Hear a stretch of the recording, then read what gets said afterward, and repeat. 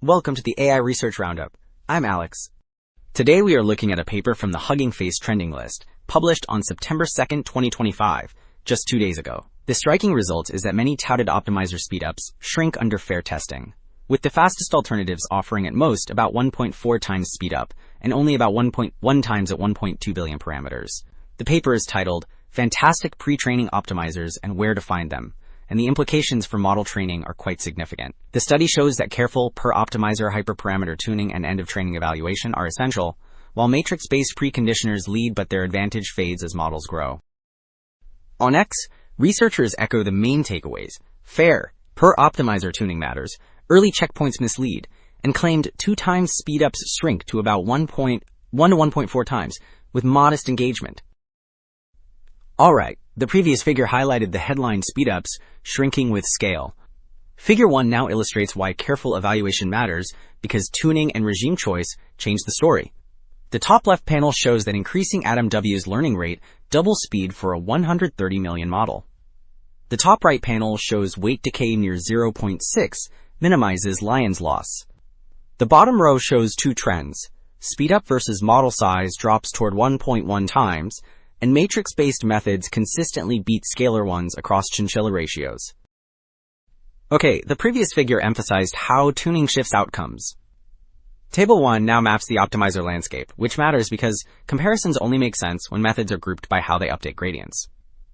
The table lists 5 classes: the AdamW baseline, variance-reduced AdamW variants like Nesterov AdamW, Mars, and Cautious, memory-efficient methods Lion and AdamMini, matrix-based preconditioners Muon, Muon and Soap, and a Hessian approximation method, Sophia.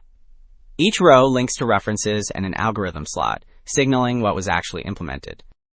Well, the previous table grouped optimizers by how they handled gradients. Figure 2 shows the main Phase 1 and Phase 2 results, with top panels reporting C4 English validation loss across chinchilla ratios and model sizes, and bottom panels showing hella swag accuracy. Loss consistently drops as the ratio increases, and matrix-based methods track below scalar methods, which means better token efficiency. The hella swag curves mirror the loss trends, so reduced loss translates into higher downstream accuracy.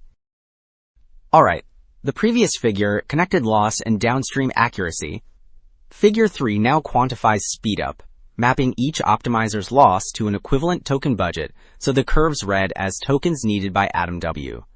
The 3 panels show 130 million, 300 million, and 520 million models, and the shaded bands mark speedup ranges from 1 to 1.2 times, up to 1.3 to 1.4 times.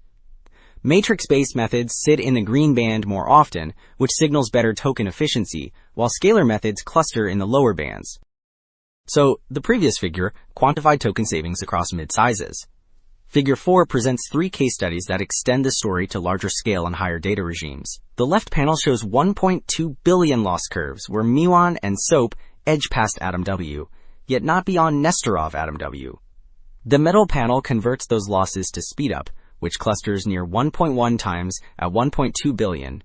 The right panel pushes the chinchilla ratio to 16 for 300 million, and Soap overtakes Muon. Wrapping up, 2 takeaways stand out. Rigorous, per-optimizer hyperparameter tuning and end-of-training evaluation are essential, and matrix-based preconditioners win modestly, but their edge shrinks with scale, approaching 1.1 times at 1.2 billion. The broader implication is pragmatic. Expect smaller, context-dependent gains, not miracle accelerations. That is it for this episode of the AI Research Roundup. I am Alex. Thanks for listening.